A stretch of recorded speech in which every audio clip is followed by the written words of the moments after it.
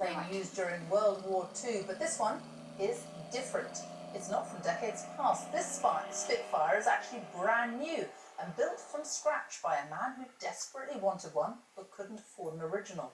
Now it is finally taking to the skies, as Duncan Kennedy reports. What do you do when a childhood ambition takes off in your dreams? Steve Markham always wanted to have his own Spitfire, but instead of buying one, he built one. The Spitfire to me is the best aircraft that has ever been built. I just love flying it. It's a copy of a World War II Spitfire photo reconnaissance aircraft, and it took Steve more than 11,000 hours to make.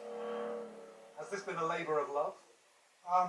There were times when I did have some deep despair. It would be untrue to say not, but most of the time I just loved doing it.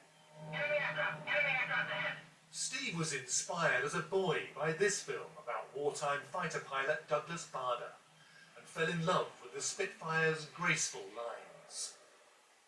He began the project in 2006, and bit by bit, from airframe to avionics, he and his wife Kay spent 11 years making it. Down the years, Steve did try and buy a Spitfire, but was often outbid. One already made would cost between £2 and £4 million. The Civil Aviation Authority has cleared Steve's plane to fly. It may be a replica, but this is one man's tribute to an iconic original.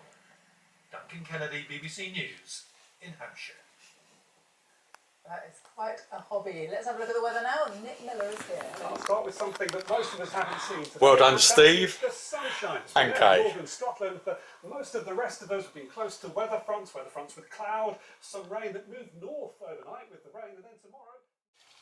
Here's Steve and I at his Spitfire party back in 2019.